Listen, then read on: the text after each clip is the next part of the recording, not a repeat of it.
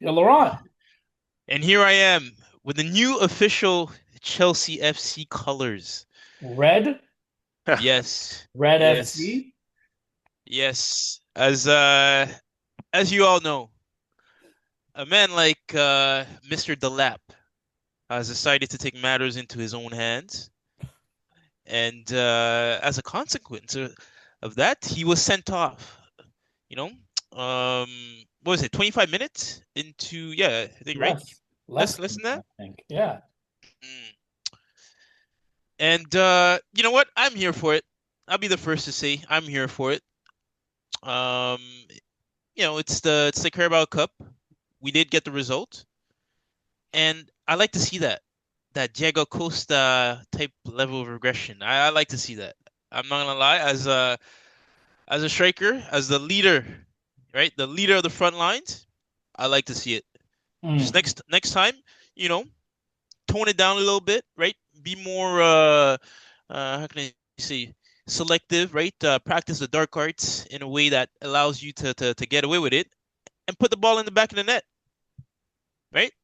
Who doesn't like, bro? When Diego Costa was doing that and he was banging goals, we all know, right? That we were all here for it. Chelsea fans alike. He did get sent off a few games, but it is what it is. So long as he does what he's paid to do. interesting. Interesting. Well, you guys almost lost. You guys almost lost. It was a quick 4-3. Hmm. I mean, we'll get to it. We'll get to it. But just before we started the pod, I was telling both of you, and I even said it the other day. So when are you two motherfuckers gonna put some respect on my name? All right, you got to chill out, Birdman. We're not gonna do any of that at Yo, the put moment. some respect on my name. I called it. Arnie slide, Arnie shit. Fucking egghead gets it wrong again. I don't want to hear no bullshit about like, oh, Liverpool always play kids, blah blah blah blah blah blah, blah, all this nonsense. Him complaining about, oh, we only play, 3 games every week. It's like, no, motherfucker, no, you don't. City does that, Arsenal does that, Chelsea does that. Like why you crying like a little bitch? Arne Slot, you are not a good manager. Any true Liverpool fan will come out and say that he got lucky last year. He does not know how to manage properly. He spent That's crazy. $500 million to make his team worse. He's not willing to do anything to change the system. And if anything, all he says is, well, teams play differently against us this year than they did last year. And teams score 60% of their goals from free kicks and set kicks. Well, yeah, if that's your weakness, the same thing that it was Spurs' weakness last year, people are going to exploit that. Well, why don't you figure out how to shore up your back line? You bought a left back that doesn't even know how to fucking defend. You bought a right back that isn't a right back and is injured now. You bought two strikers that can't play together. Your best player is on the worst form of his life. Like, what? So all of a sudden you know how to manage? What say you, Laurent? What put some respect on my name. Listen, all I gotta say is this, man. Once again, right? This result. If anything, I know now to never, ever bet, wager, or do anything of that madness on a Liverpool game during the Carabao Cup. Because mind you, right, I selected them to win for our weekly predictions. And as soon as I hit Google, to check the lineups, bro, I was so confused. I'm actually like I thought for the longest time that Google was probably something was off because I couldn't recognize nearly 50% of the names on that lineup. And then I realized that truly, well, yeah, he ended up putting players there that were youngsters, right? And it's the culture of the club, and it is what it is. I think now his focus is on the Premier League and the Champions League, right? So you're trying to minimize Both of injuries. which he will not win. Hey man, it's still fairly early in the season, and all he has to do really for the Champions League at least, right? Let's put Premier League out of the way. All he has to do is just tweak, right? Just tweak it to the right tune, and suddenly that team is looking like a completely different team. You're not Because look, wrong, but he's losing. He's losing the for the cl- trust, he's losing the trust of the fans. He's losing the trust of the senior players on that team. I hear you. I hear you in what you're saying that yes, Liverpool notoriously always play youth and they always play academy boys and things like that. But when you know you're facing a team that you've lost to two times this year and they've dominated you both times, you've lost five out of the last six games. You want to go with a little bit stronger of a lineup, right? And mind you, they had a World Cup winner in there. They had a Champions League and two Champions League and Premier League players.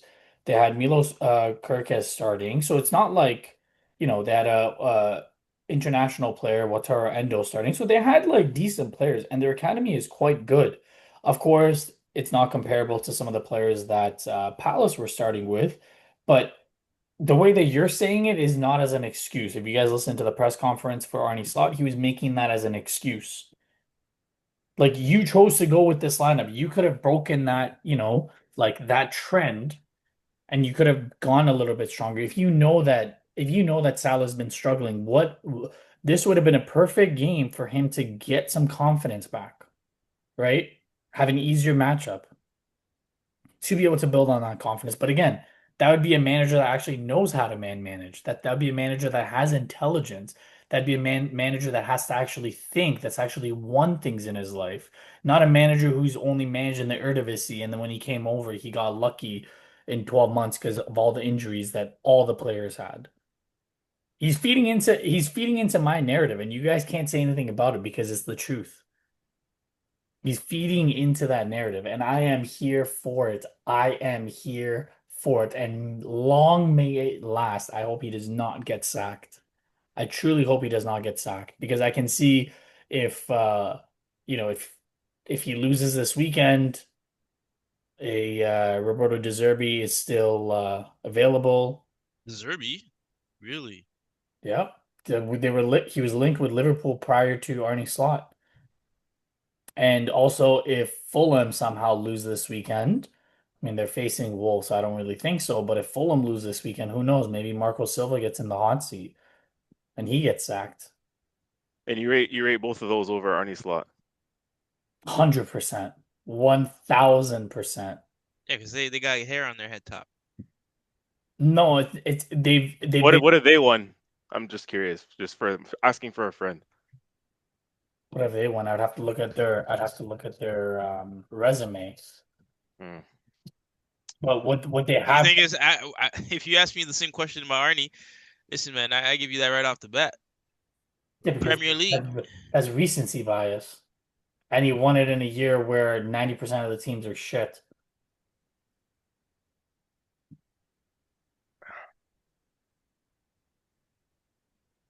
I was just asking for a friend. Yeah, that's not a I didn't problem. mean to cause any controversy. No, there's no controversy here. There's no controversy at all. De Zerbi did better with less funding at Brighton and Fulham. Marco Silva has stabilized that team year over year with having minimal funding. You know, Graham Potter did the same thing with his ex-club, right, before coming to Chelsea. Sure, I would rate Graham Potter over No, no, no. All right, all right, all right. Let me give you just like for a you. DJ. Yeah, yeah, yeah. No, no, no. We're not doing Just that, for bro. you, I'm gonna do that. I don't We actually rate Graham Potter over Slot. That I think that's the bar. I think that's the bar for me.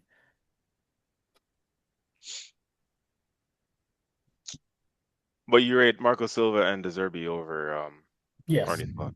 yes. For the Okay. for the team that Arne Slot has built this year, I think Marco Silva and De Zerbi would be better tacticians than an Arne Slot. Based on what metrics? Based on the metrics that I've seen them do with Brighton, with Fulham year over year. And the way that Fulham and Brighton play, they play a proper 4-4-2. Slot does not know how to set up a proper 4-4-2, and with the players that he brought in, he needs to move to a 4-4-2. Mm.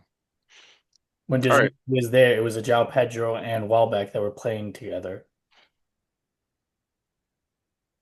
So Yeah. I don't know. From what I've seen from Deservi, we're talking about man managers. I'm seeing a guy who is falling out with his players. Who was the guy that infamously had to leave because the man had to leave the training session and fucking left the club? Who was it again? Was that Kone? The Canadian? Was it the Canadian guy? in Mm. Marseille, yeah. Yeah, but we don't know the full story. We don't know what happened from Ah, well. Wait, what do you mean, bro? That was like a whole 3 minute clip, bro. It was very easy what happened. yeah. Well, maybe he needs to be put in his place. Well, uh, we were talking about it the other day off air when with the way that Vinny was acting. We were saying that that's the problem with the new generation of players. What De Zerbi did to Kone was probably normal back in the day, and now all of a sudden that we have social media, it's not normal. You think Alex Ferguson didn't do that to Gary Neville, to Scholes, to all those top players? Scolded them in front of everyone, made them feel like shit.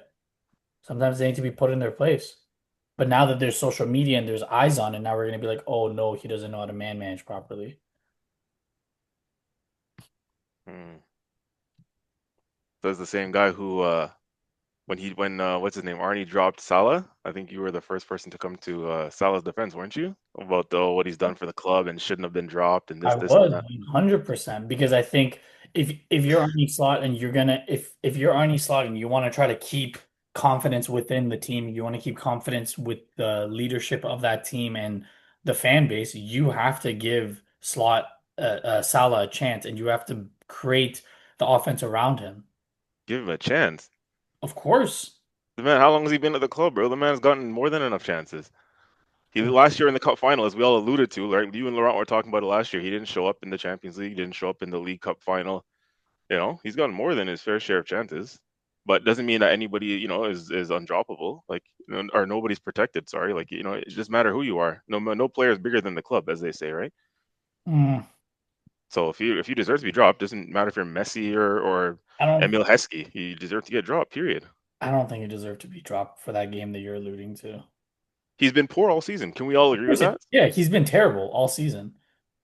Right. He's been absolutely garbage, hot garbage all season. But also, I think it comes down to the tactical setup. He doesn't have the support that he needs. And who does that fall on under? He doesn't have the support that he needs. Hmm. Well, last year he had the support. Yeah, last year he had the support, and he was arguably one of the best players in the Premier League. Yeah. And This year, who's the coach? it was Arnie. Okay. Less than 12 months later, he gets all the signings wrong, and he turns arguably a world-class player looking like a Division One player. He got all the signings wrong? He got every single signing wrong aside from Ekitike. At this very moment in time, he got every single signing wrong. Okay, okay. At this moment, that part is important. That context is important to add at this moment in time. He got Because every again, the season does not end in October. he Just got keep that in mind. every single signing wrong. Your player of the year will not be the player of the year. Up to this point, you have to add that context up to this point. Because again, we established at the beginning of the season that we're not going to do this. We're not going to get carried away game after game, be reactionary. The season is a marathon and not a sprint. So we'll revisit this conversation again in May. I mean, we're Right? 9 games into the season and they haven't had one convincing win. The only convincing win that they had was Eintracht Frankfurt. In the Premier League, they have not had a single convincing win. Yeah, that's fair. Yet they're only 7 points behind us, and it's October. Fair, That's but what I'm saying. in a week's time when they face Man City, who knows what that could look like, Yeah. If right? buts and maybes. We got to do our job too, right? I would say Yeah. that we haven't had many convincing wins in the Premier League either. Would you agree? Hmm, Oh, compared to Liverpool, or you're saying like I'm just saying in general.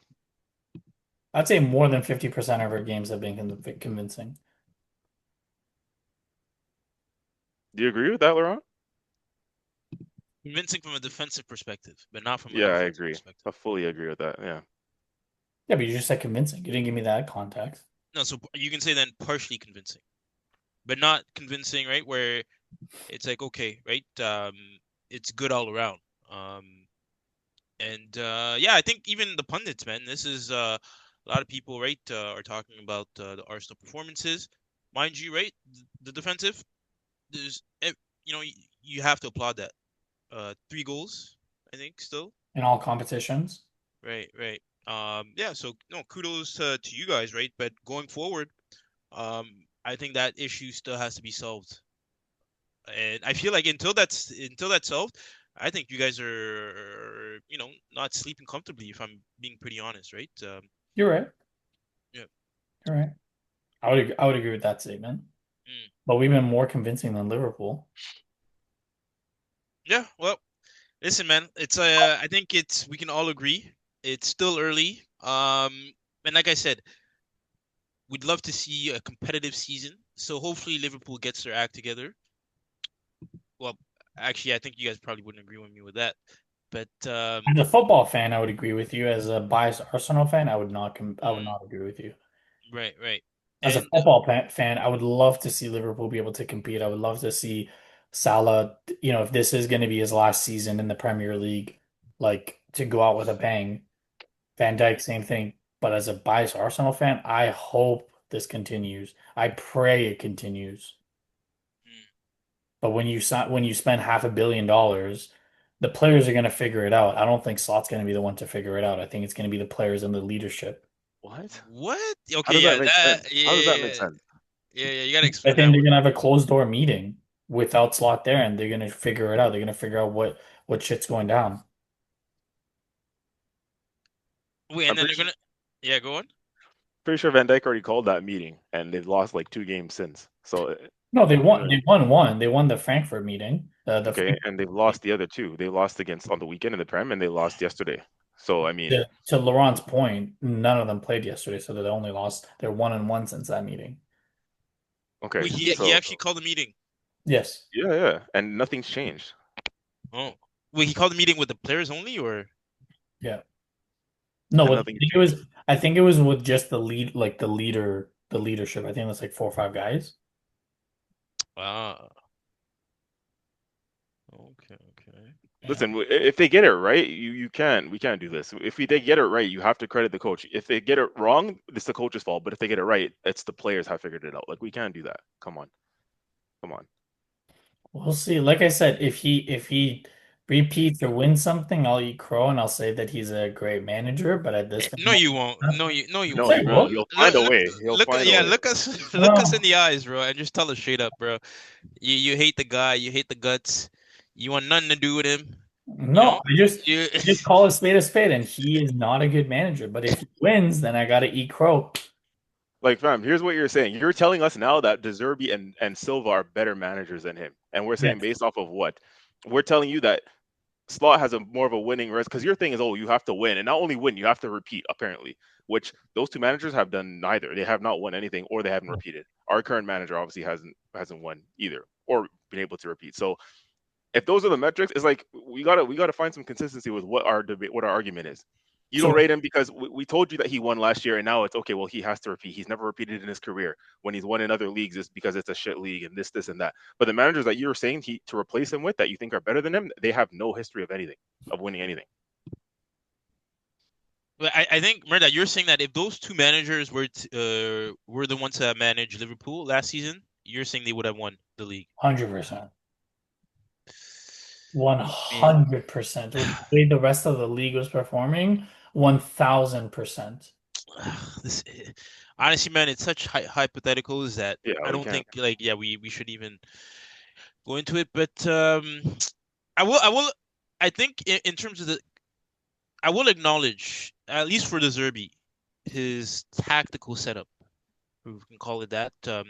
Because he, even at Brighton, I don't know if you guys recall, but I forgot what the formation was, but he was setting them up pretty well. To the point where they were actually good to watch, even from playing out from the back. I don't know if you guys remember that, right? But like, I think they were doing like a double pivot.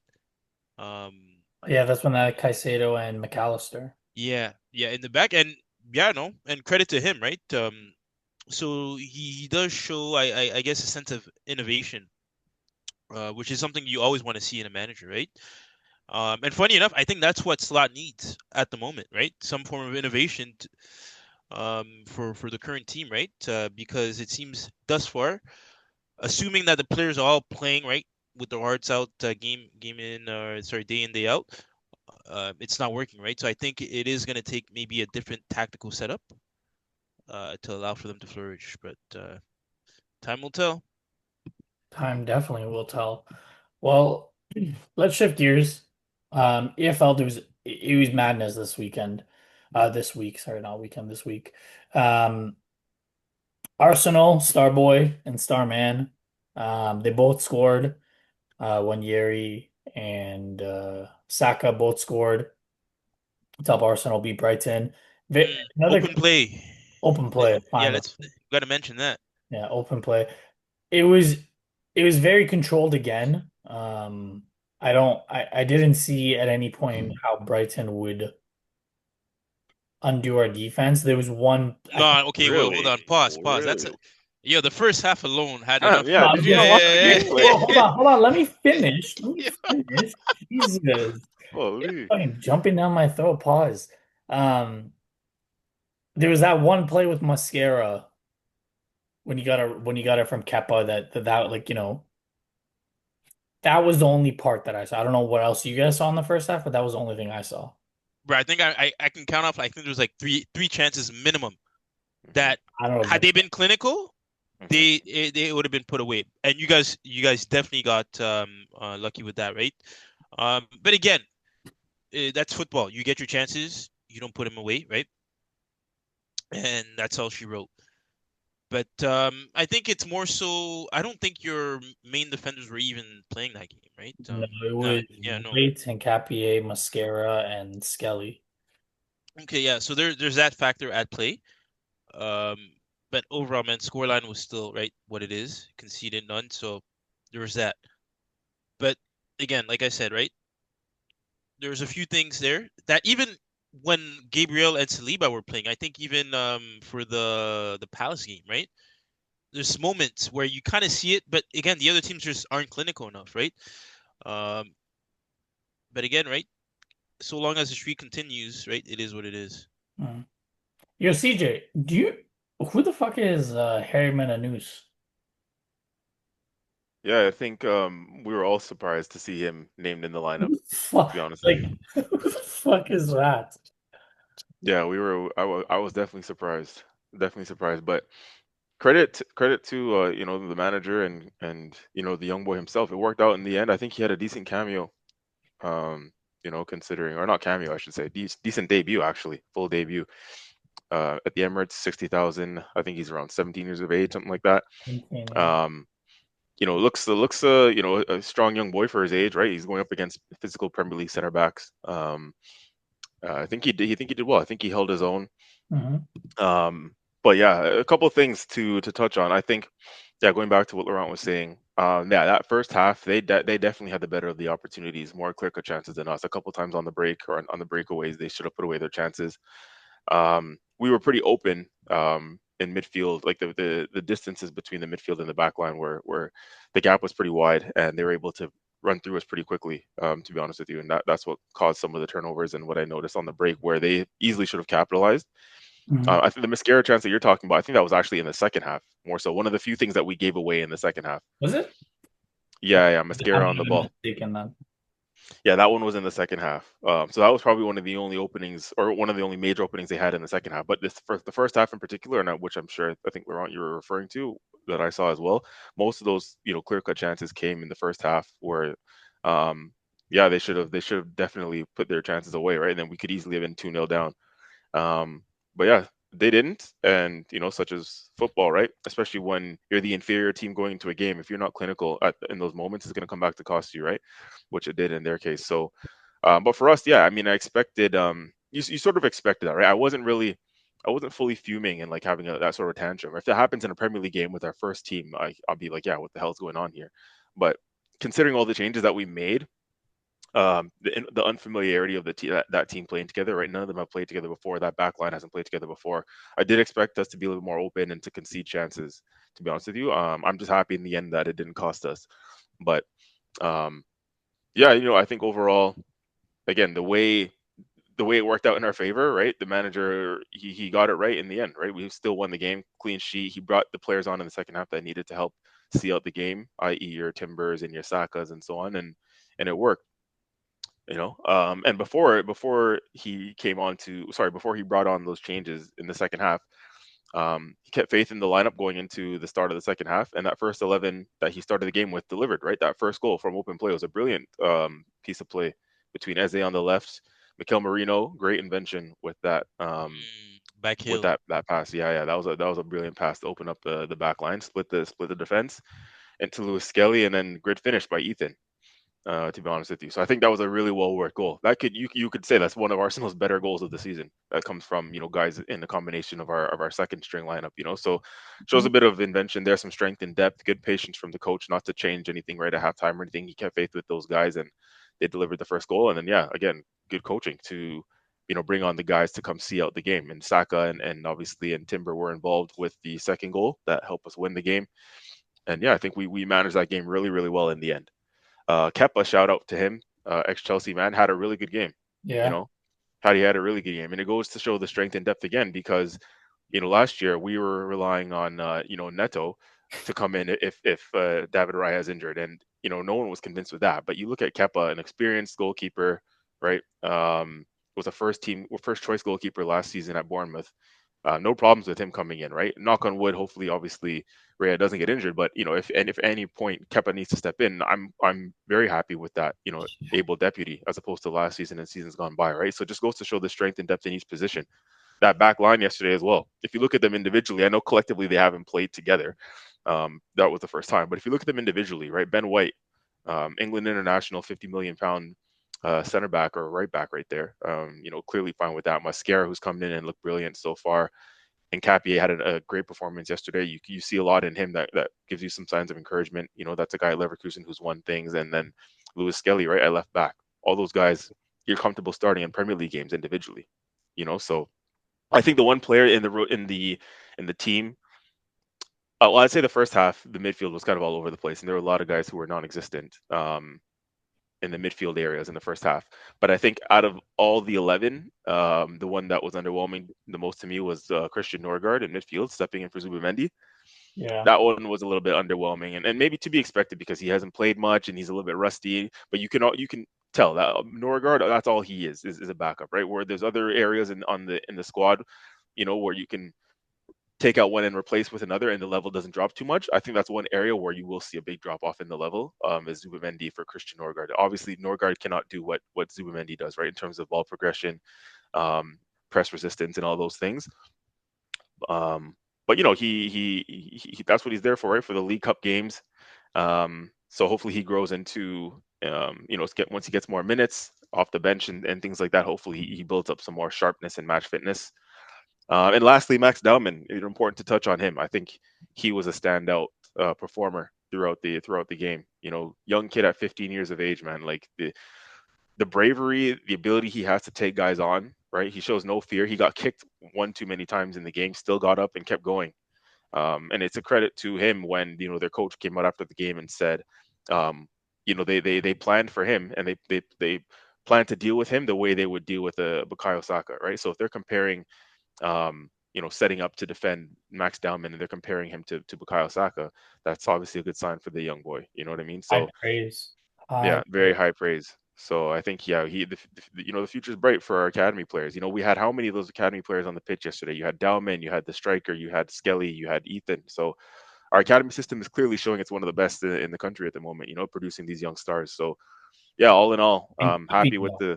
the And keeping them. That's a big thing too, because yeah yeah back in the day we would produce all these players, but then they would all end up at Barcelona. yeah. So So yeah, no, all in all, happy with the win, and I think just as important is not that no injuries that we know of.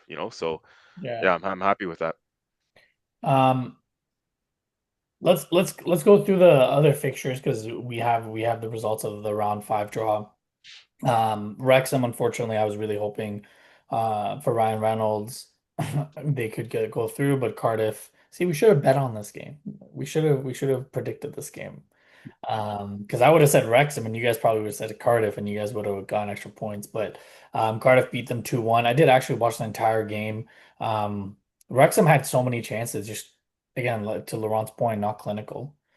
Um, Fulham escaped a scare with Wycombe Wanderers. They advanced on PKs 5-4. Mm. I think that if they had lost this game, I think Marco Silva would have got the sack. And then, Liverpool could have done their thing and brought in a better manager. But hey, neither here nor there. Uh, Brentford, hey, they're looking good. They beat Liverpool and they just beat Grimsby Town 5-0. One of the interesting games was Man City. I don't know if you guys watched this or watched the highlights. They went down 1-0 and they like the first half was completely not what I expected to see. Like I rewatched the highlights. That's not what I expected out of the City team. I mean, of course they came back, Marmoush, Doku, and Cherki 3-1 win. But like I was not expecting Swansea to be able to do what they did to that defense. And have the type of performance that they did against City. But again, when you have the internationals and you have that type of talent coming off the bench, I mean, what can you do? Um, my favorite game of the weekend on my birthday, Liverpool. Oh, it warmed my heart. The Jays won, Liverpool lost, Nando's FC lost. Um, I don't think it's right for me to talk about this game, so I'll let you guys dissect this game because I feel like if I say anything, you guys will just say that I'm being biased. Laurent, did you watch it? No, I seen a bit of the highlights, but no, no. Honestly, man, it is what it is. Like I said, right? It seems like the game was abandoned from the get-go, for being completely honest. And in one way, you could even argue that it was strategic on his part, because had he played key players and lost, you see what I'm saying? Now there's really nowhere to run or hide. But right, he managed to somewhat save face with that, and now it's on to the Premier League and the Champions League next week, right? So if he does bounce back with two clinical wins, I think that loss is gonna be Wait, hold forgotten. up, hold up, hold up, hold up. Let me ask you this. Mm. Let me ask you this. If this was Arsenal doing this and we played a whole rotated squad and we were on a 4 or 5 game losing streak. But you guys have the culture doing that. That's the thing. No, no, Because no, no, no, no, no. Don't make other excuses, right? I'm just asking you an honest no, question. no, I mean that's serious. Like legit, that's what they do. Yeah, Like we they're do the they're same act they're thing too. Yeah, we do. We're playing our second lineup. But I'm saying, so you're saying, oh, he made the smart move preparing for the weekend, blah, blah, blah, blah. So you would have said the same thing if Arsenal had this result the and what? they played their academy boys. Well, I'm saying on one end, it would be smart if you're going to try to find a way to escape, right? The guillotine. That's one way to do it. Play your teenagers, and that way, at least if you lose, right, you can at least say, well, yeah, we didn't have a full lineup. It's the club's culture, right? The board or the guys at the top asked me to play the young talent, and yeah, you move on to the next. Right? Like, I mean, there's nothing more to say. I don't know. I don't know if I agree with that. I don't know if I agree with that. Wait, which part exactly, right? Like The whole thing. I just don't think that your reaction would have been the same if this was Arsenal doing something like this. I don't think the media's reaction would have been the same. I mean, mind you, the media is giving it to Arne Slot right now, but I think if it was Arteta, it would be completely different. It's still an so, opportunity at a trophy. bro, I think people were asking for him to get sacked, right? 100%. They've been asking for him to get sacked ever since the losing streak started. Mm. I mean, which is fair because on one end, right? I think everyone was expecting them to perform strong from the jump, and unfortunately, right, that's not what's happening at the moment. And again, I feel like it's a lot of it is reactionary. Because on one end too, you could look at it as well, if whatever he's building towards, right, pans out next season. No, like I mean that's serious. Like, right? You guys gave Arteta how many years? Mm. Let's just be frank. But hold on that Mm, thought. mm, I knew you were going to mm, come to it. The years that we gave Arteta, Arteta never had a window where he spent $500 million. He never had the team that this man has. That's the context that both of you forget. The years that Arteta was struggling and finishing in eighth place, he had never had the opportunity to spend $500 million. So it's a moot point. This man spent $500 million and he got it wrong. He didn't figure out the right back situation. He didn't figure out the left back situation, and he didn't figure out the center back situation. Vertig is still out there for Isak and Verts because they're, one of the top players in the world. They should figure it out. But like the back line, which was Liverpool's Achilles heel last year, it's even worse this year. And we all three of us made fun of Trent, but now Trent looks godly compared to whoever the fuck they're playing at right back right now.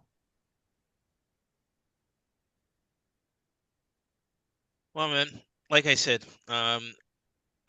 season's still ongoing. Let's give it time. And if it pans out like this, even towards the end, then right, we'll put some respect on your name. I agree with that though. You know what? I do agree with the fact that it's like it's true. Arteta got a lot of time and it's still ongoing. Arne Slot, we're not gonna all of a sudden say what Slot out after 9 games in the Premier League in October, right? How come certain other managers get that much time, but Slot doesn't? You know what I mean? Like we have to give him at least the season, I would say. Um, And you're saying this irrespective of the quality of the players he has. yeah, yeah. Like I would say, like, and obviously, if he finishes like outside of like the top four, or like it's because I think the expectation, including myself, I've had them as favorites, right? And many people had them as favorites. If he doesn't win the league, I don't think he should be sacked. Because regardless of how much money is spent, right? You inherit a new club, you have a new set of players. It takes some time to implement and embed in your own ideas, right? Whether your squad is shit or whether your squad is great, and you've added it's completely new players, new squad, whatever. So you still deserve some time, right, to implement your stuff. Um, so I don't think he's got credit in the bank as well, which Arteta doesn't have. He's got the prem to his name already, which is why something like this is treated different. Going out to in a League Cup would be treated differently for him than it would be differently for us and for Arteta. If Arteta went out in the League Cup stage now, he'd probably get more heat because you haven't won a trophy yet. Slot has won a trophy, so like if you poo-poo the League Cup and just throw in all your academy players, how much people can say shit to him because like, oh, he won the Premier League last year. You know what I mean? Where we can't afford to throw away any competition right now. So the credit in the bank thing helps Slot in his case. And again, we are only in October. We're barely double digits in the Premier League. So I don't think we're in a position to say yeah, Slot out. And the people who are calling for Slot to be out, including Liverpool fans, it's like, bro, you're a disgrace. Like fucking, he just won again. I'll say it again. He just won you a Premier League. You've only won the Premier League once in your history prior to Slot coming in, right? Took you 30 years to win it. So Klopp won you your first and Slot wins you your second. Like, what do you mean? Like, how many people would be begging for that opportunity now as a club, as a management, or player? Like, he goes down in history, regardless of what people want to say the context of it. He goes down in history that many managers before him, right, on some 50 cent shit, bro. Many men have tried before Slot to win a Premier League for Liverpool and all failed, bar Jurgen Klopp. So, bro, you know what I mean? Like the man shouldn't be talked. Liverpool fans and whoever talking about him getting sacked, like pundits and rival fans and whatever. Like, sure, that's all banter, whatever. Like, of course, slot out all that shit. But Liverpool fans who are calling for slot out at this stage is, come on, man. Let's not be reactionary. Like, you guys should be grateful for what you have.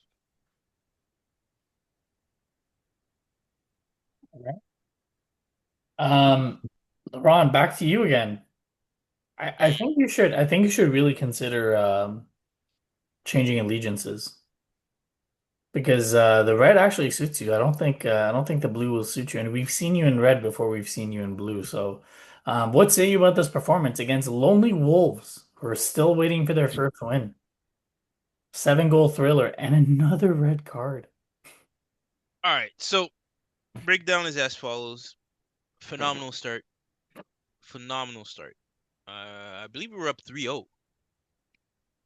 Yeah, 3-0 before anything started to. It was 2?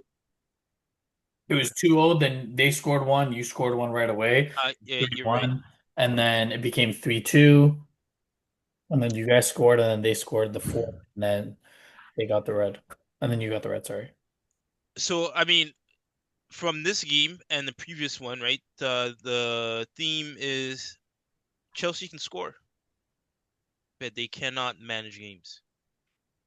And that is a terrible place to be, if we're being completely honest. It's very scary. It's like a roller coaster ride.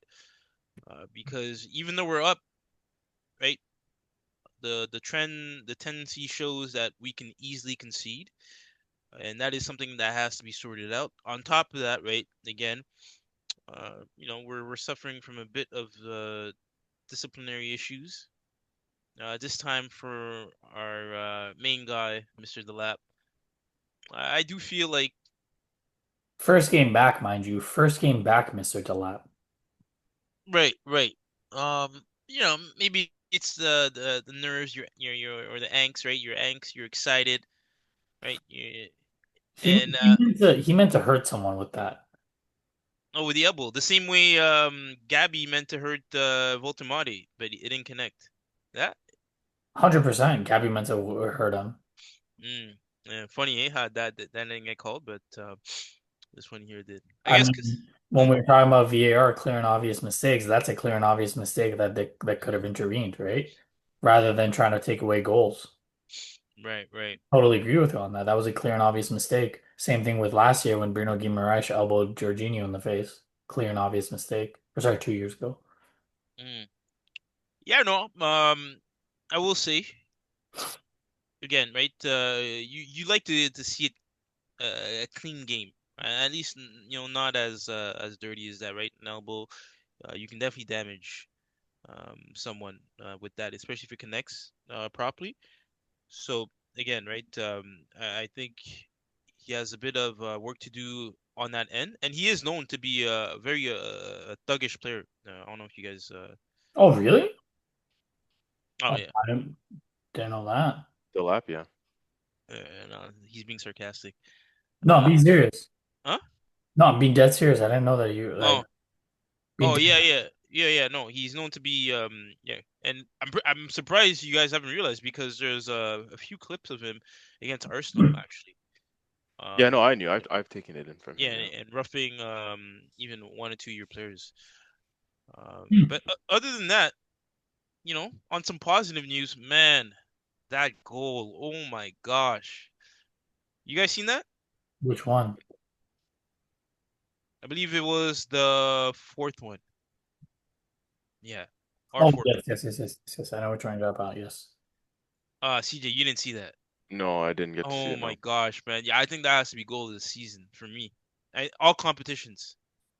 Because that strike was clean. Outside bent of the foot. Oh my gosh, man. Like, keeper was not saving that. And the celebration. The celebration, you had to let him know. So yeah, no, good for him, and hopefully he can keep up with these kind of performances, right? And if you guys don't know who I'm referring to, Mr. Giddens, yeah, but very good take, very good take, and I think that was it. Apart from the red card, that was highlight of the game for all of us. So yeah, Huh. up the What was Chels. the how did you guys start? Like the starting 11, or Uh, especially the back four? I'm curious to know.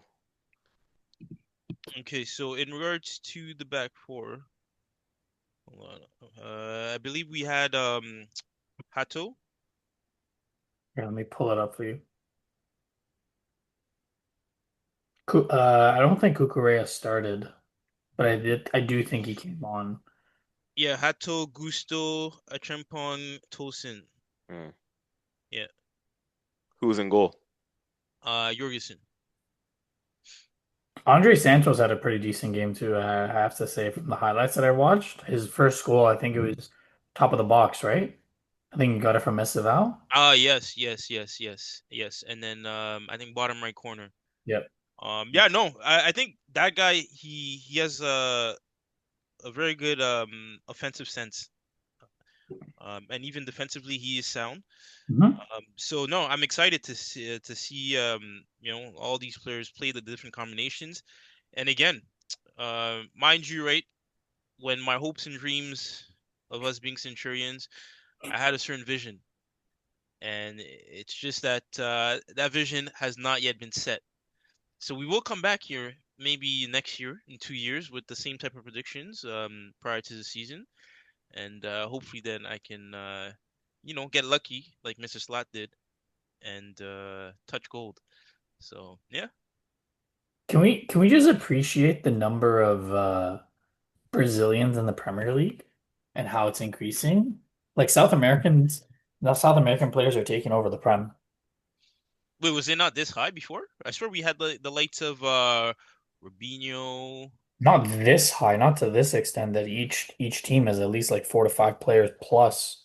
Mm, yeah. Well, I can't lie. Are we gonna gloss over the fact that it was actually another red card though? Like that's what stunned me. I think I'm starting to think it's banter at this point. Like they're just doing it just it's at the club. Everyone gets like a player bonus if you get a red card because this is say you're I bullshit. couldn't believe it, bro. When I saw it, another fucking red. Like this is insane, bro. Now, mind you, this red was definitely out of the script of whatever the player actually just Lost his head. yeah, completely Fuck lost his that. cool. So Like all these this. reds haven't they not all been like similar in terms of like No, The no, Gusto disciplinary no. one issues? was fucking stupid as shit. Which one? Gusto. Yeah, but even then, right? You can tell those reds, they're part of more so the flow of the game in terms of making the challenge, right? Bro. It's no, no, no. Like if we're being completely honest, right? Like Yeah, but you're on a yellow card. You're the right back. Yeah, that's the thing. no, It's Yeah, the 89th minute, and you're I side tackling at half. Like, no, I understand, right? I understand, right? But this red that it's we, different. malicious. I yeah, still think it's a disciplinary thing because, yeah, as Murdad's saying, and I think João Pedro's was similar in the Champions League. You're on a yellow card. You can't be making stupid second challenges, like whether it's been straight red or whether it's second yellows. Like, Arteta and Arsenal had it a few years ago, if you remember Murdad, when it was Xhaka and it was guys making stupid challenges. It's not necessarily for like, rugged play in the game where you're literally scrapping a man. It's also stupid tackles, stupid second yellow cards, right? Like there has to be a disciplinary thing. And then everyone's going to point to the coach. At that time, they're pointing to Arteta and saying, well, why is your team getting all these cautions and all these sending offs? I think now you got to look at Enzo in the same. Be like, yo, like Enzo Maresca's got to talk to his guys. Be like, bro, what the fuck are we doing, people? Like, we'd like to keep all 11 men on the pitch. You know what I mean? Like, it's got to be something the coach has got to hammer down to the players now because this is getting out of hand. The one and only one that I felt was like genuinely harsh, still a red, mind you, but the one and only one that I wouldn't say necessarily is discipline per se, or poor discipline is the one the sending off at United at Old Trafford because I know like you said that day the conditions right when Sanchez got sent off they mm, just started hot and like they were just like they came like what is it like a thing out of a frightry. cannon, you know what I mean? Yeah, Yeah. like yeah, literally like the way they started that game was so intense and the conditions, right? They were dumping the ball forward, using the conditions to their advantage, and it was such a fast paced game. And yeah, when Sanchez came out to try and save face in that situation there, he got sent off. And I think obviously it's harsh, but it was a sending off at that time. So I think that was one of the only ones that I've seen in recent times of your sending offs. And I'm saying, okay, like a little bit unlucky there. But the other ones I've just been seeing like stupid second yellow cards or like, the Gusto one or like with, yesterday in Delap scrapping a man. It's like, geez, but like, we gotta figure this out, man. Fuck. I hope they don't figure it out. A team that's definitely not figuring it out. Spurs, they lose to the holders. Newcastle, Mr. Voltamada scores again. And did you guys hear Thomas Frank? CJ, Hmm. please. Oh my gosh. He essentially said that during the title race. Oh yeah. He's like, if we win, it's 2 point difference, blah blah blah blah blah. We can do there. Why I'm saying why we're not out of the Premier League race. Like what? Wait, so what are the conditions for being in the title race? You tell us, or you guys, both of you tell me, right? Like, Is it Consistent. is it like you just can't be Spurs? Is that what the first No, you just requirement? have to be consistent. Spurs have never demonstrated that they can consistently string multiple games of Mm, they can beat teams that they're not supposed to beat. They have no business beating, and then they lose Yeah. back games to teams that you're like, wait, what the fuck just happened? mm, You know, Chelsea has that in them that they can, win consistently. Liverpool has that in them that they can win consistently against teams that they shouldn't win and teams that they should win. You know, those like close games that you're like, okay, it's fine margins. They have the players to get through over the line. Same thing with Chelsea, same thing with City, you know. But Spurs, they haven't demonstrated that for many years. And I don't think there's anything different because from the small sample size that we've seen this year, they have not been convincing. So I I'm surprised you did you just mention Liverpool and Chelsea? Yes. I'm surprised. I mean, Liverpool still have like three or four world-class players in there. Okay, are you talking about this iteration of those two teams? Because banter aside, I would like obviously over the years, sure, but like if you're talking about this iteration of both of those two teams, I'm surprised you said that because I don't know if Laurent, even you would admit to this, but I wouldn't say like Chelsea's demonstrated any consistency this season so far I mean, red cards aside, because those red cards I think were actually the point where we stopped being consistent. We dropped points because of because of the disciplinary cards. issues. Yeah, yeah. Um, but yeah, you're right. Even Sunderland, the Sunderland game on the weekend, right? 11 men were on the pitch for that one, and that was one that I had you guys. I was disappointed because I expected you guys to pick up the 3 points in that one. Right, right. Yeah, no. Um, again, I do feel right. It's like just the aspect of the game management, something that the coach has to drill down into the players, right? You guys need an old head. On the pitch. Yes. I Yes. agree. I agree. Because when you're watching the Wolves game, the one thing that was glaring to me is that Arne Slot, fuck that man though. Um, Living rent free, in your head. yeah, Enzo is trying to like tell all the players, he's like, relax, calm down. But you didn't have a calm head on the field to also pass on that message. Mm, It was It's a just very from good the point. silence. It's a good point. They do have, yeah, Chelsea's a really young side, right? That's a very good point. You guys need a calm head. Like when Arsenal, the year that we came up when we signed Jesus and Zinchenko, on top of having them two, we had Granit Xhaka in the midfield. So he was able to dictate. He was able to pass the message on. He was able to control and calm everything down, right? When mm, you guys actually had a chance and you guys were doing good, you had Thiago Silva back there, and that's why yeah. you won the Champions League, right? Because you had Thiago Silva back there. Yeah, no, I agree, bro. I agree. Like Like, that's a huge thing when city's winning year over year or year over year. You have those calm heads on the field to be like, okay, you know what? I'm just going to take over. I'm going to, pass back, get us under control, stop running around, gather your breath. But Chelsea seems like it's just like you're playing FIFA and they're just trying to fucking use that speed burst as much as possible. It's like, yeah, I get it. You can do it for like 45, 50 minutes, but then the last 30 minutes the physical teams are going to just dominate you because you have no strength, you have no power. bro, So if anything, I wouldn't be surprised if we had like players on the pitch saying the opposite of what you just said, you know? Like these guys are such schoolboys. Yeah, like fuck him up, like go in there for that, and then you get that three red cards. It's um, EFL Cup round five, Arsenal, we got the hardest draw in my opinion. We're hosting Palace, City hosts Brentford, Cardiff City hosts Chelsea, and Newcastle hosts Fulham. Um, I mean, during the next international break, we can kind of give our predictions of what we anticipate to see, but Wait, just as a preview, do you guys know how the brackets are set up? So if the teams advance, who they're facing after that? I don't think that's set in stone yet. it's I not. could be wrong. Mm, Let's see if it is set in Saying stone. you're already envisioning a certain London derby. of course. No, it's not set yet. All right, all right. I think it'll be set after this.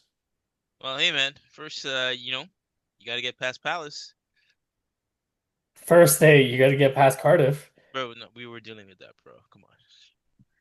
It's like what? I don't know. And, Verdict's still and out and there. and I know because on that week when we're gonna make the predictions, you're gonna see Chelsea, and you're not gonna see anything other than that. Bet. Bet. Um, Premier League this weekend. Arsenal head to Turf Moor. We actually, I don't know, CJ, if you watch the pre-match press conferences, but Scott Parker was actually giving us praise. He was saying that the media, he was essentially alluding to the media saying that Arsenal get all their goals from set pieces and they can't create anything from open play. And he was essentially saying that Arsenal control every single aspect of the game.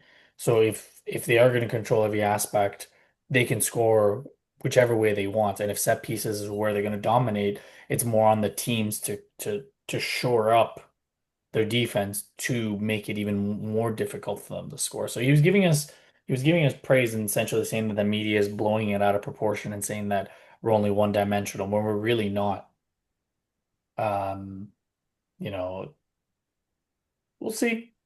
Um, Again, we have a lot of injuries. I think we talked about it last pod. Um, the lineup that I picked.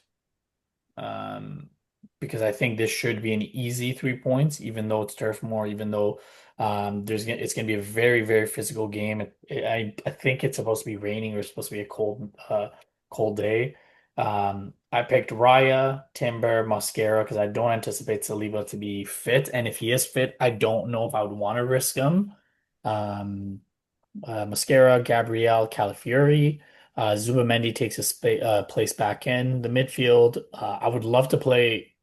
This is what I predict. I think Marino will start over Rice because I feel like he's been dealing with a. Really? I think he's been dealing with a knock for the last couple weeks, and I think he's going to just protect him. As he's going to round up the midfield and then Trossard, Gyökeres, and Saka. Hmm. That's what I think because I think he's going to protect Rice.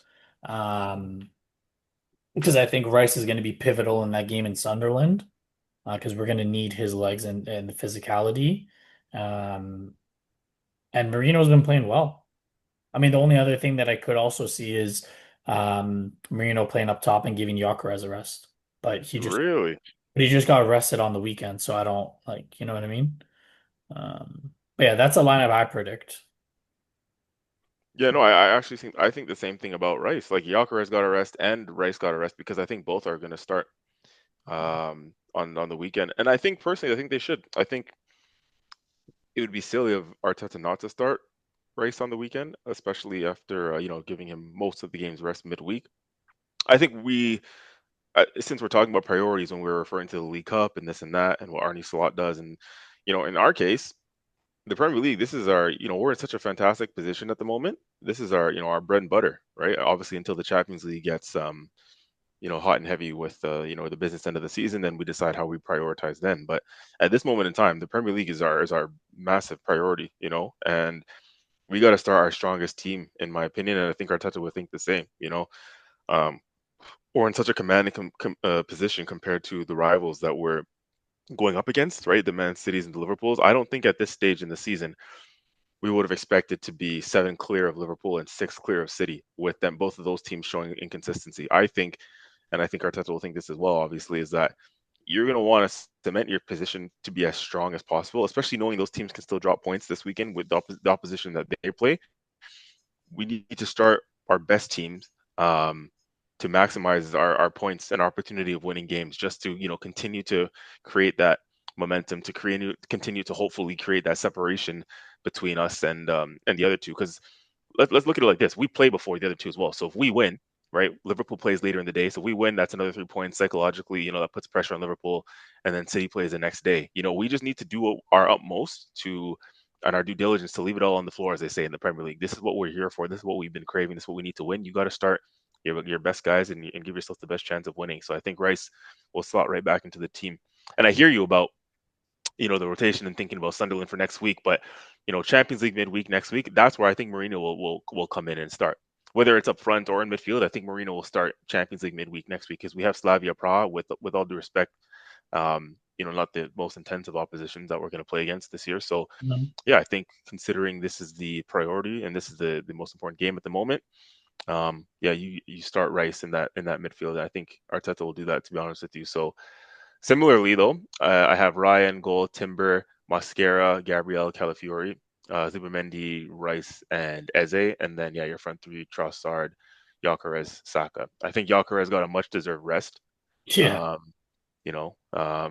And then hopefully, and here's what I think, like with Havertz coming back, hopefully around the corner. Whoever thought I would say this? Hey, Havertz, I want Havertz to come back. With him around the corner, I think it'll be good. It'll be good for Gyökeres because I think what he needs at the moment is somebody to compete with, right? Somebody, tangible. And I'm not talking about a 17-year-old kid who started in the League Cup the other day. I'm talking about an established player in the squad who will push him.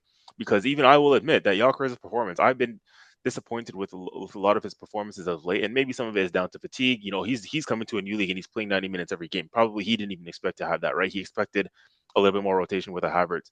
So there's games so far this season that Gyökeres has been poor enough where I would have dropped him and put Havertz in, to be honest with you. And I think Havertz coming back and adding that competition will I think light that extra fire under Gyökeres' belly, right, to continue to perform and say, hey, like this guy's back in the mix. If I'm not performing, I'm going to be dropped. So I think that'll be good for Gyökeres when Havertz comes back. So, but yeah, he got a much deserved rest, and I think he comes back in for this game, and hopefully that rest does him well because he's still in my freaking FPL, so I need him to bag. Um, and just lastly, Back to the the FPL, eh? huh? Always comes back to the I FPL. just want you to know my front three for the FPL is Gyökeres, Haaland, and Voltemade. I need to squeeze my Teta in there now, to be honest with you, somehow. I don't know who I'm gonna take out, um but yeah. Lastly on the mascara thing, that's one I also agree with, right? We don't know the extent of Saliba's injury at this moment in time, and that's a little bit worrying to me. Whenever sometimes if you've noticed, whenever we've had serious injuries in the past, Arsenal and Arteta and the club have been pretty coy on explaining and giving the extent of what that injury is, right? You remember the Tomiyasu thing, Ben White at a certain point. There's been a couple of serious injuries that we've had in players where the manager hasn't come out and really said what the situation is. And the fact that we don't know up to this point what's going on with Saliba, that has me a little bit worried. I hope it's nothing serious. Obviously, the press conferences are tomorrow in that, but um, let's see. I hope it's nothing too long term. But for this game, surely, right, against Burnley, this is what we have the squad for. This is what we brought the players in for. I think Mascara can be an able deputy for this game and slot in right beside Gabriel, and we should still be able to get the job done. So, but yeah, I think similarly, where we're close to aligned with our 11s, and I think we'll say at this moment in time that we expect 3 points, right? I'm sure we can pretty much all agree with that.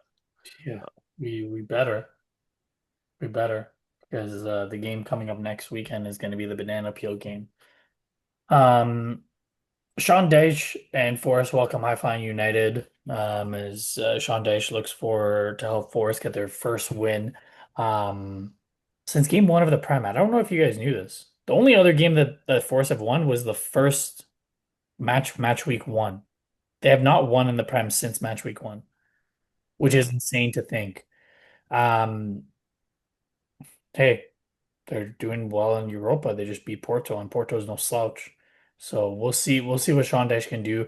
To be honest with you, I don't think they have a chance against United. I think United are going to dominate this game. But you know, the City ground is a tough ground to go to, and who knows what United have in store for them. Fulham and Marco Silva welcome Wolves to the cottage.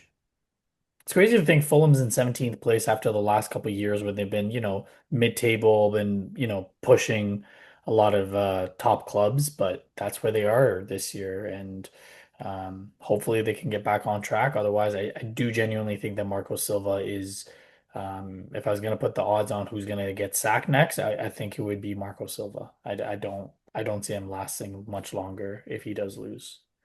Would you sack him too? If he loses against Wolves, yeah. Like you say, yeah, say if you were the owner at this moment in time, you think he deserves to be sacked. If he loses to Wolves, yeah. Mm. In my opinion, yeah, because Wolves have looked abysmal.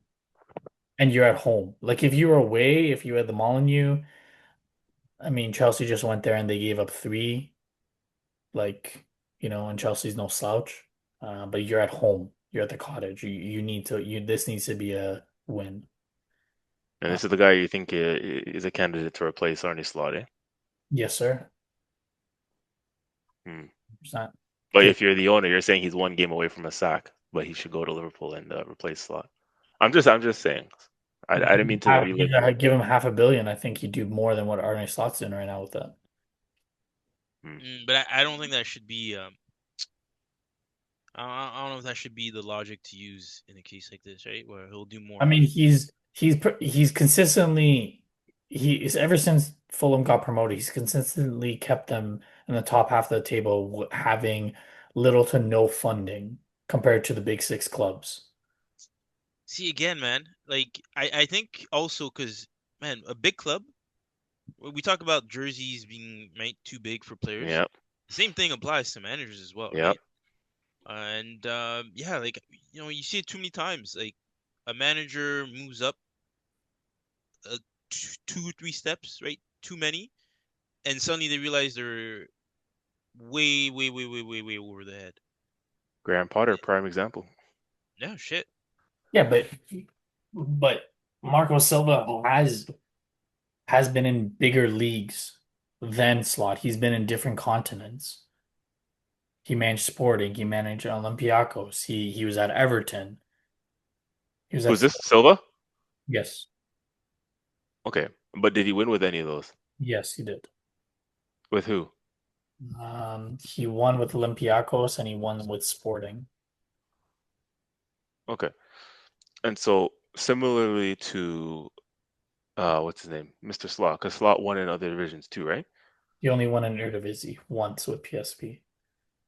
Okay, and what's can we pull up Silva's record of wins or trophies won, I guess, as a manager? One, two, three, four, four. And what were those?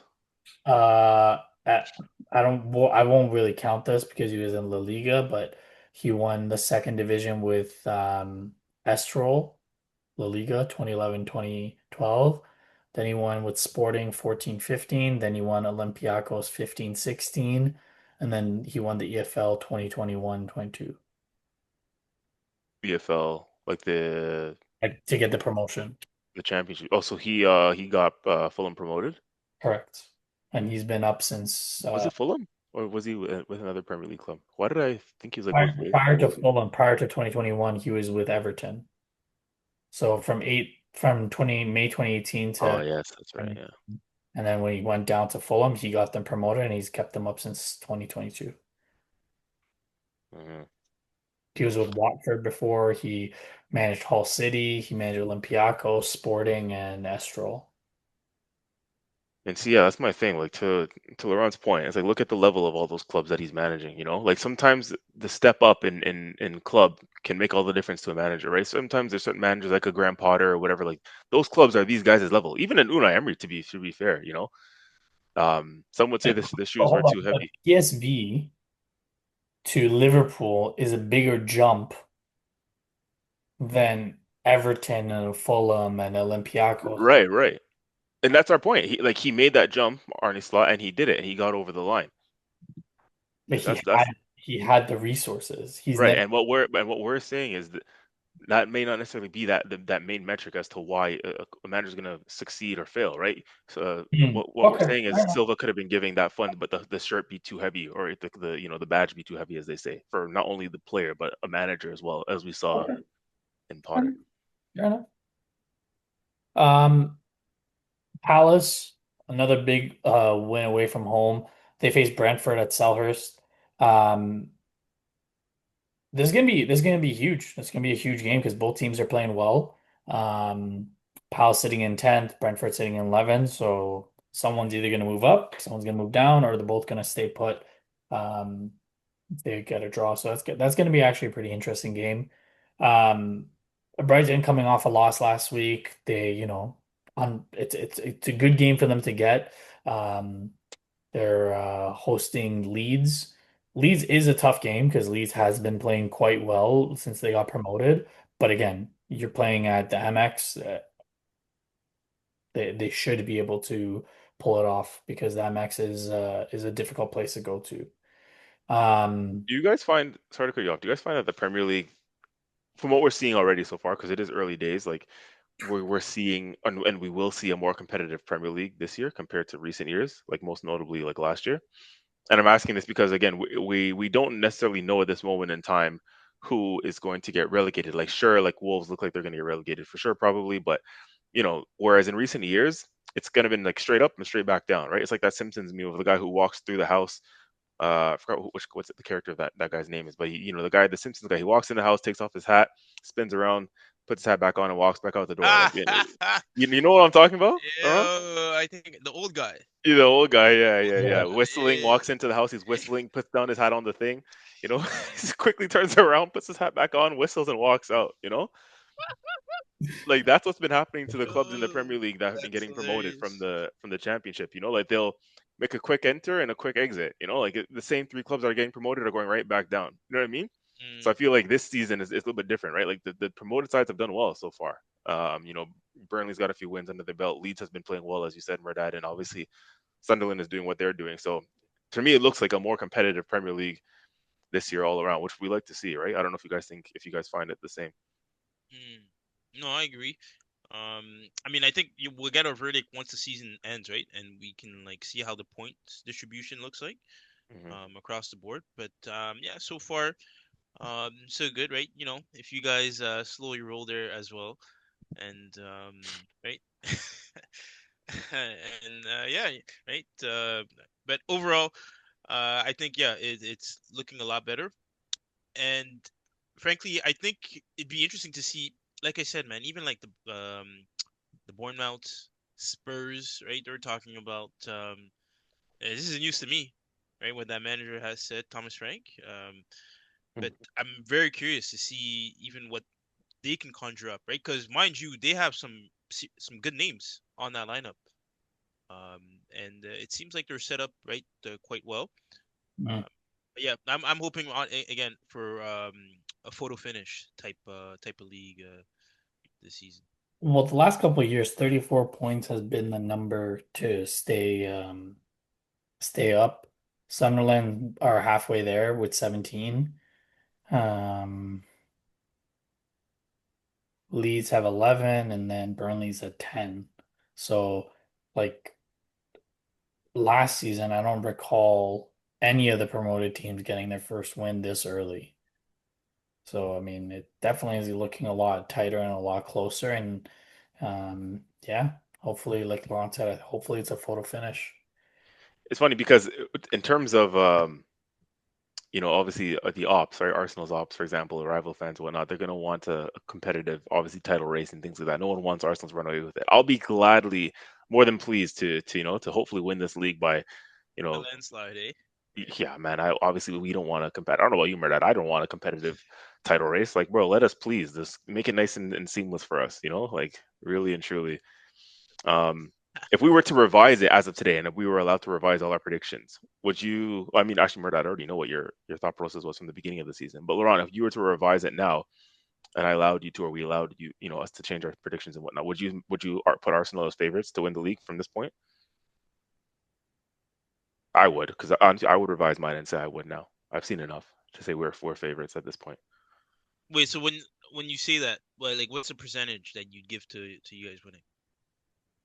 Over For, 50, yeah, well, yeah, over 50%. All right, but now give me like within a 10% range, like at least, or 10 to 80%. 80%. If you're asking me, I already had them winning the league from the Yeah, start. you had them. Yeah, that's why I'm not asking you. Yeah. So like I'm the worst person to ask. I'll say 100% we're winning the league. Okay, what about you, CJ? Shit, you guys made a bet offline that Arsenal's gonna win the Champions League too. Didn't he say that, Laurent? I swear. Yeah, no, you did say that. Yeah. It's crazy work. I put my money where my mouth is with my team, but Laurent doesn't do that. He'd rather wear Arsenal colors rather than his Wait, own I team. don't do that? Like, wait, I don't do that. All right, Anyways, answer CJ's question. No, to be fair, he asked the question about percentages. Yeah, I would say 70%. I would make us favorites. 70%. Mm. Okay, yeah, I couldn't go. I'd probably just give you guys 50 on the dime for now. 50-50. Again, because I'm factoring in that 34 points. I don't know why you laughing. Hey, Reluctantly, eh? He says that and he's freaking cringing inside. Like no, Centurions, please, please, Centurions. no. Like, I mean, like, pretty honest. But again, like that 34 points that I did reference last podcast, I think that's what I'm eyeing. If you guys actually get there, then shit, that number is gonna jump pretty high. Because, like I Hmm. told you, without fault, right? The outcome So is then who's so we get you 50% for Arsenal. You give us as favorites. yeah. So 51. who do you think is Arsenal's closest challengers at this moment in time then? Oh, Like who's a threat to that? Man's are asking the difficult questions I right mean, now. that's in the short term, long term, or I guess by the end of the season.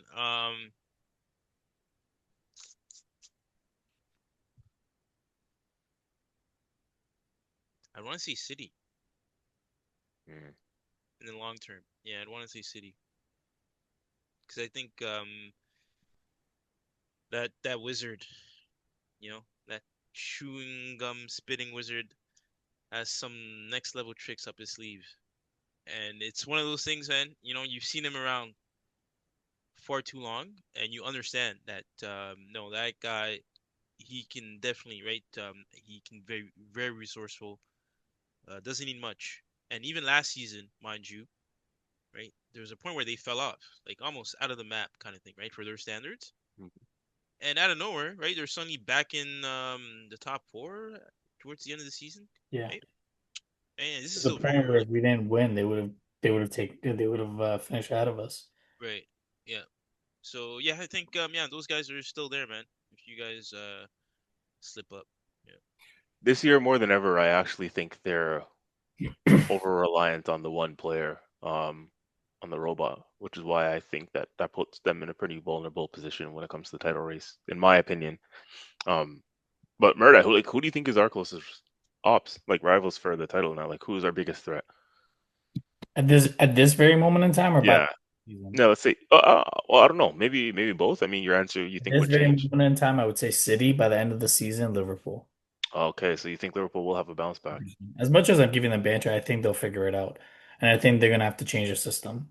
Will this And be Wait, under who Slot or a new who's, manager? yeah, yeah, who's gonna figure it out? That's um, Putting him on the spot. the thing is, though, I want to say under Slot, but the fact that the board is already talking about concerns, like that's the part that I don't know. I think it should be Slot to all the points that you guys said earlier.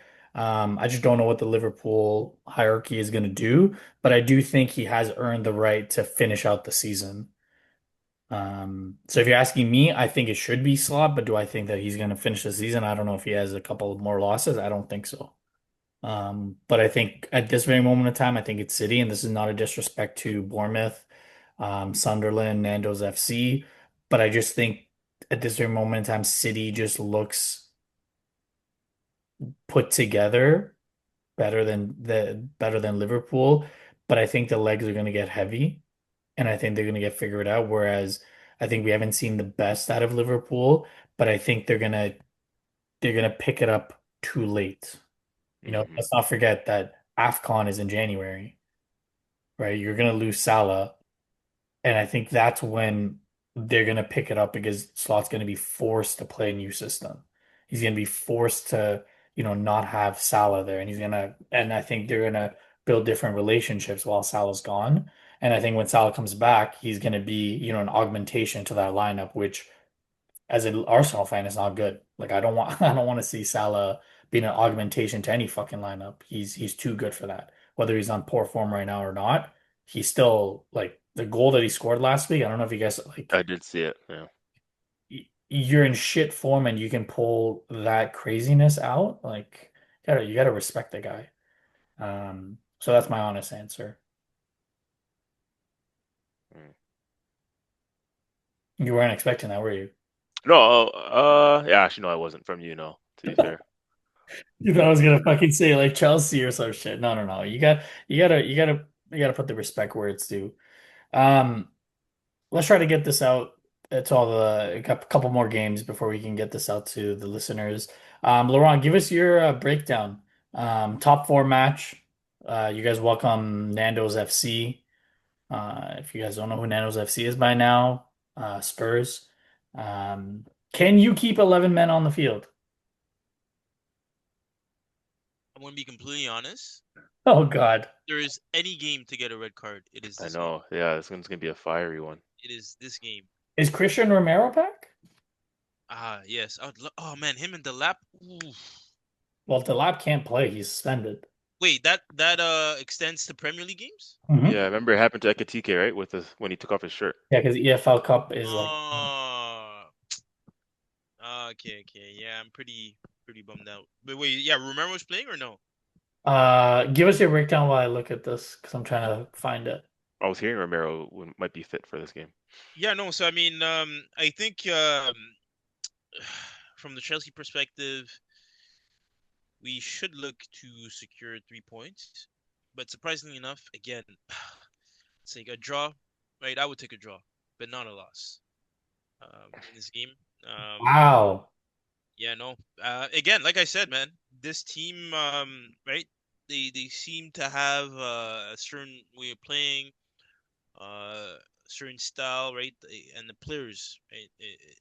It's quality players, especially up front, right? The likes of Kudus. You can bring on a Mwani, and then you even have the guy from the Dutch guy in the 10 position. Simmons. Yeah, Simmons. So um, I think on the offense, right, they could cause trouble for us if we're not careful. But uh, in terms of how we should set up, I do believe I'd rather see a Champong instead of Chalaba and then Tosin. I think to me those two as center backs. Champong simply because I do like the way he carries the ball forward. Um, right when we do have the ball when we're in possession, and as well he seems to be pretty solid defensively. Knows when to make the right pass. Right back now, it's either Gusto or James, and man, I think we're leaning towards James for this simply because he does seem to be a lot more secure. Um, but I wouldn't mind even seeing Gusto in a game like this, right? For his ability to go up and down the flank.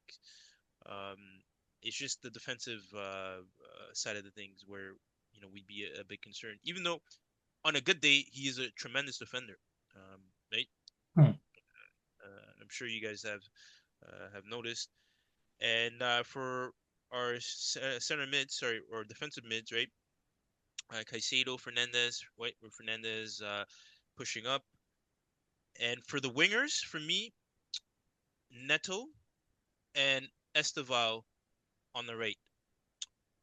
So I'd rather Garnacho not start this game, simply because I think Esteval, especially when he came on last game, right, came on a bit too late for me.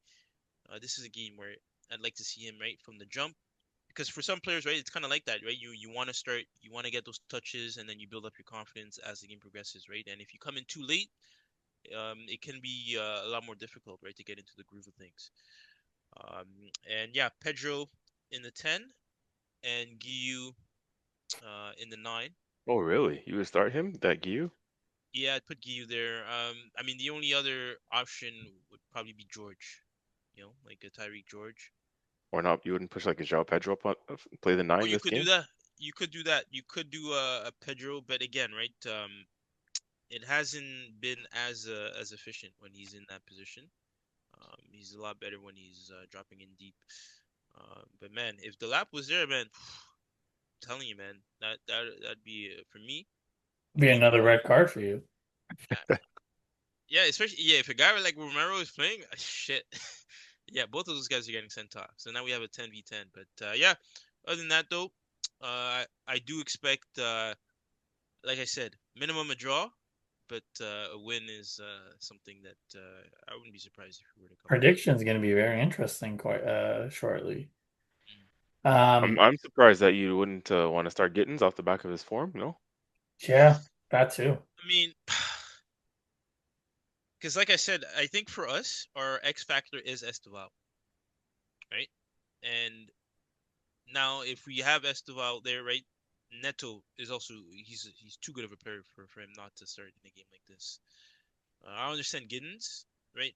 But you can always bring him in, maybe in hmm 68th minute, kind of thing, right? And you still have about like 30, 35 minutes to play, right? But yeah, Neto for me has to start in a game like this. And like I said, Esteval, I don't think he should be. If he does get subbed in, like at least you're playing 50% of the game, right? But not a late sub like they did last time. And he's taking too long, because like I said, players like that they need those touches, right? To get the groove of things. So Hmm. What's Raheem Sterling saying these days? He's still kicking about? Free Raheem.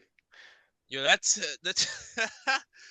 oh man. You know what? Honestly, I don't think any Chelsea fan knows what it's really going on with him, man. I know last time he was talking about how he's training, doing this and that, and then Maraska gave him a whole speech about his father and how his fishing business. I don't know if you guys remember that. Jeez, Um, no. Yeah, yeah. But yeah, no shit. I think I'm gonna search that up once I get the time. And Fam, rumor has it that there's friggin', milk cartons with his face on it saying, missing. Has anybody seen it? Raheem uh, Sterling, fam. Holy, you guys are locked up. mm. Some Akon shit. um, Sterling's old team, Arnie slide downhill. Sorry, I just had to. I had to. I can't control myself. Um, he's gonna look to put the brakes on the losing streak. 6 losses in the last 7. Villa coming to Anfield.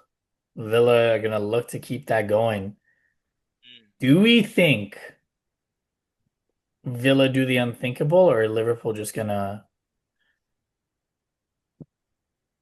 win? So if I'm slot in a game like this, right, and I'm assuming my first team right, is going to play, I would actually opt towards going or tightening up the defense, right? So not having as much exposure. Because again, I do believe like he likes to play on the front foot, right? Opening up the play, but I don't think that should be the case in a game like this, right? You know, put your guard up, tighten up midfield, and just allow the flow of the game to work in your favor, and allow your offensive players to just naturally get into it, while at the same time being a bit more conservative than usual, right? Because I don't think this is a game he can afford to lose, uh, right? Given the position he's in, and I firmly believe that a team like Liverpool, right, they have the attacking power to break down a team while still right maintaining um, a good shape, right, not being overexposed. Um, and yeah, because if they try to go like guns blazing again, right, due to the personnel, I think it can backfire on them. And if they find themselves down, right, they just make it that much harder for themselves. Okay. CJ, think Liverpool win this, or you think Villa do the Mm. Glad we're not predicting this one because this is tough to call.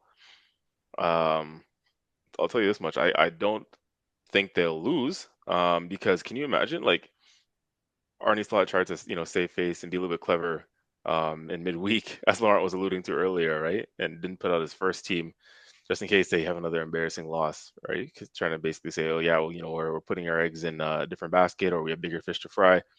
So imagine now first team comes back in and then they lose on the weekend. That could be a sackable offense, honestly.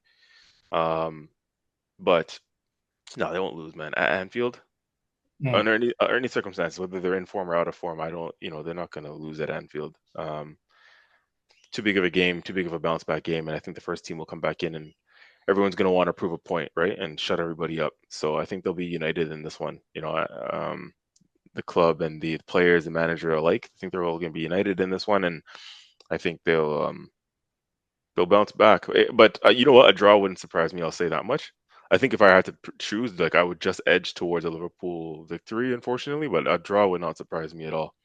But wouldn't a draw also be like in my opinion, I think a draw is even as bad as a loss. Probably a bad result. If Yeah. we, yeah, considering like say we had gone and done our job earlier in the day, um, yeah, I think a draw would be a bad result for them. At that point, you're seeing the title hopes slip away for them. And this is an informed Villa, at least Yeah, through Isn't the it? last 4 games here. So yeah, true. That's gonna be it's gonna be very tough. Um, Nuno Espirito Santos is going to look to steady the ship with West Ham. Newcastle's coming to the London Stadium. I don't think Nuno's going to be able to do anything. Newcastle, although they're not like the best of form, like in the league, they're not doing amazing. They're still, they're still playing quite well. They're right at mid-table on 12 points, 3 wins, 3 draws, 3 losses. I think they're just going to be too much for West Ham to handle, and I think West Ham's going to be stuck in 19th for another week. Um, yeah, I don't know where they're going to get the points from. But Nuno's got his hands full with that team. Um, the game that we are predicting, Man City, they're gonna look to keep the title race close. They're facing second place Bournemouth. Second place Bournemouth. Like unreal. They got rid of Zabrani, they got rid of Dean Huijsen, um, Perkins, Herkes, like Kepa, Kepa, and I think Otara too, right? pretty much their whole back line, including the goalkeeper. Yeah. And they got better. Um, No, that's a good manager. We all have to admit that, right? We can all collectively agree. That's a sign of a good manager. All jokes aside, for real. Like, you can manage under those circumstances and with limited budget and losing players, and you're still, you manage to have that team in the position they're in. and you're getting better. You're Yeah. getting better. CJ, what do you think? You think Bournemouth do the unthinkable? Slow your roll there, bud. I can't give you any clues into my prediction. Okay, fine, fine. Let me ask you a different question. Let me ask you a different question. Apparently, because this is the question that everyone's been waiting for. Apparently, the 115, the results are coming out after the international break or during the international break. There's rumors of combination of point deductions, fines, transfer window bans. Do we actually think this is going to happen, or do we think it's just going to be like a fine and a slap on the wrist? Yeah, the latter. The latter. I don't really think it's going to be anything too detrimental to City, nothing that they can't handle. Any fine, they have the financial backing to deal with that. Let's be honest. I'm surprised you're even still brought it up, still talking about it. I forgot about 115 a long time ago. I said, fuck that. It didn't help us in the season that we were supposed to win the league. So fuck it. I don't care. Let them have their fake trophies and their cheating trophies, whatever. I don't even care anymore. Like I'm over it type shit. But regardless what the verdict comes out and all that, I don't think it's going to be anything that's, you know, going to worry them, let's say. Lorana, you're on the same drift? I agree. Hmm, interesting. Do you Um, think it's going to be something serious? I think so, yeah. Like points deduction and shit. Yeah. If all the other teams that got points deducted, like Forest, Everton, like all the other teams, Leicester, like you can't like the entire Premier League would sue like those teams. They would band together to sue the Premier League to be like, hey, we did one transfer mistake. They've done 115 over how many years, and you're just gonna slap them with a fine? Wait, and how many points deductions you think are going to? I hope as many as possible. Well, I mean, if that's the case, then the earlier question in regards to who is right going to give Arsenal a problem down the stretch, I think it has to be some other team, right? Well, I mean, it depends on if the point deduction actually happens. Of course, if the point deduction happens, then yeah, that would Mm. naturally change. But if it doesn't happen, then you know. Yeah, to be honest, I don't want it to happen. I don't know about you guys. I don't want it to happen. They Man, can they can they can keep their bro. I'm being dead ass. They can keep their points because bro, imagine the narrative. Like they get a points deduction, and then the narrative's gonna feel, oh, okay, Arsenal's gonna win it even easier than before. Like no, man, fuck that. Let them keep their current points. They're 6 points behind us. Let's see it out. I don't want a points deduction. I'm being honest. that's a lot, bro. And this is coming from the guy that said, I want to win this by a landslide. Yeah, if we win it by landslide after everybody's played their games, like sure, fair enough. But if they have to deduct points, like I feel like that narrative is not gonna, you already know what people are gonna say about us, including yourself. Wait, usually do they deduct points at the end of the season or before? No, It'll be in the middle of the season. it'd be right away. Mm, It would be right away. Well, we'll find out. We're only a couple weeks out. We're like a week and a bit out, actually. mm. Last game of the match week 10. Sunderland face Everton. Um, Unreal performance for Sunderland at Stamford Bridge. Sorry, Laurent, just had to bring that up again. Um, and I think they beat Everton. And I know I said Everton's my overachieving team, but I think they beat Everton. I think there's just gonna be too much to handle at home, and I don't think Everton will be able to pull it off, unfortunately. Um, but yeah, Sunderland's looking good, man. I like as an Arsenal fan, I'm very concerned going to their stadium next weekend. Um, Predictions. I already put my predictions for Arsenal Burnley. Laurent. Oh, actually, sorry, Laurent, you only got 2 points last week because you thought Spurs were gonna beat Newcastle, which I don't understand how. We both got the Chelsea uh and Arsenal games right, and then we all got the Liverpool game wrong. Hmm. So Burnley hosting Arsenal. What say you, Arsenal. CJ? Hmm. Actually, I'm not gonna even ask you. No, you're gonna say Arsenal. Um, Laurent, Chelsea, Spurs, draw. Yeah, I'm gonna go with Chelsea win. Hey, I'm gonna go draw. Yeah, yeah. I'm gonna go draw as well. That, like, yeah. Just barely. Not. It's not like a like just barely. Yeah, that's gonna annoy me, man. Um, But you said you would take a draw. yeah, you take a draw. Yeah, but now that it's like, and then you guys are getting points on that end. Oh, it's like, You're free to change it. I'm allowing you. You're free to change it. Yeah, change it, bro. yeah, I'm gonna see win. I'm gonna see win. Okay. City, Bournemouth.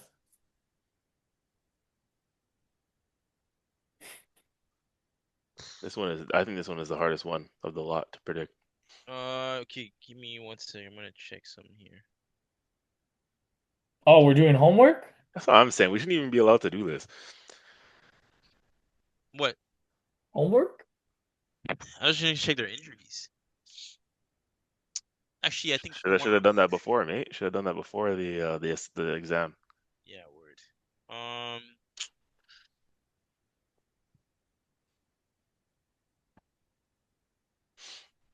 and where is it? It's at City. Etihad. Yeah, Etihad. Hmm. You know what? I'm gonna go City. You're gonna go City. Wow. I'm gonna go City. I think Um, the robot is just gonna come in clutch for them. you know, injury wise, they are actually doing better because Cherokee's back, Marmouche is back, and I'm gonna go with City as well. I think Yeah, it's gonna be too much. Man, fuck you guys, bro. Are you serious? What? yeah. I genuinely think City.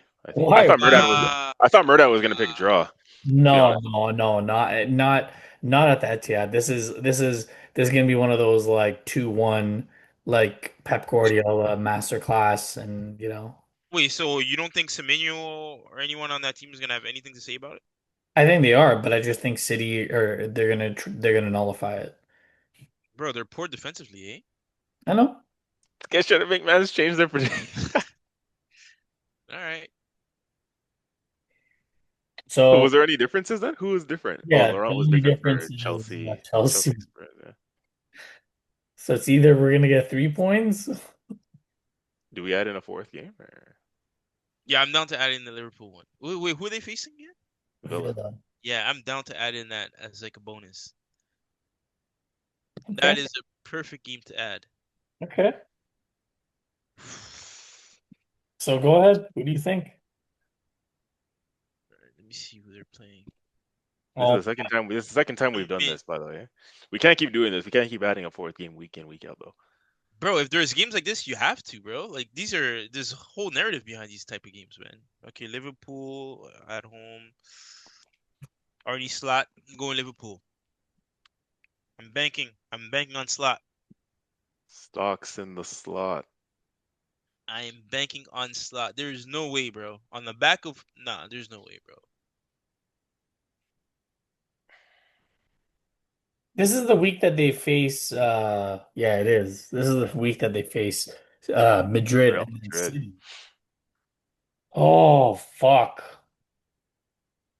And they're the late Saturday game and they face I don't think they play on Wednesday. I think they play on Tuesday.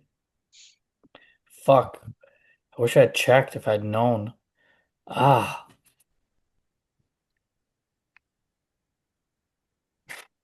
oh man. This is very tough. I because they're playing the late game, and I'm pretty sure because I don't want to cheat and look and do my homework. I'm pretty sure they play Tuesday. They do, yeah, confirmed. I've seen that before. Okay, so they play Tuesday. They play the late game on Saturday. So he's gonna have to. Rotate. Oh, what? He's gonna have to rotate. No, not rotate, but he's gonna have to be smart with the lineup that he starts. He like unless he's just gonna be like, you know what? I just need to win the Prem. Like I need to get a win in the Yeah, Prem. yeah, he just needs a win. Oh man, I really. Bro, don't tell me you're warming up to him now, bro. No, I'm gonna go draw. I'm gonna go draw.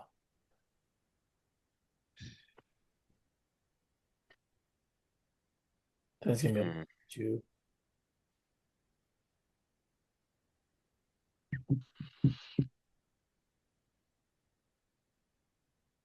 Yeah, I don't see this being the game that they're able to bounce back fully. They're still very vulnerable, man. And Villa's in form. So I'm gonna go draw. Yeah, yeah, draw.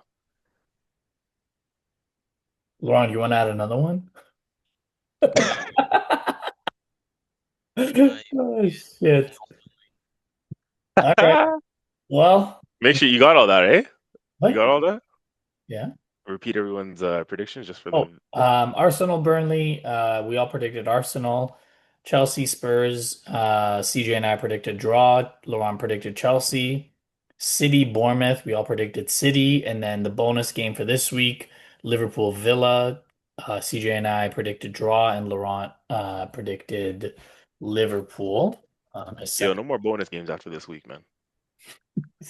what do you mean? You don't fuck with it? It's For helping me, us. It doesn't matter. I don't give a fuck. yeah, obviously for you guys, right? But for me, like shit, I need all the help I can get. This guy thinks this is goodwill charity, fam. Um. Anyways, another episode in the books, fellas. We'll be back again for all the viewers, for all the listeners. Thank you as always. Um, and join us for the predictions. Join us for the prediction series. Pop your predictions on the Spotify comments, on YouTube. And yeah, anyone else want to say anything? Yes, don't forget to continue to show us that support actively by, liking and subscribing. Yeah, drop your comments in the comment sections. It really does help us as we continue to, look to expand and to grow. Can't do it without your support. So, if you like it, if you fuck with us, heck, even if you don't fuck with us, just drop a like, support some young folks trying to grind and trying to, come here and talk and chat about the game that we all love. Let's be honest, we all love the game and we support the sport. Passion of ours is why we do it twice a week.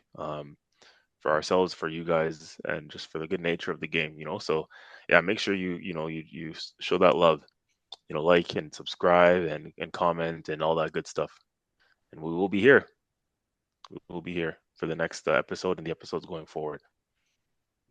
I like that. I like that. The mention of the beautiful game, the game that we all love, the beautiful game, which has evolved to nothing but set pieces and dishes. Yeah, Set pieces and red cards. Set pieces and red cards. Oh, this guy just had to add that. But yeah, no. In all seriousness, though, like and subscribe. We're here. We'll be here, and catch us on the next episode. Adios.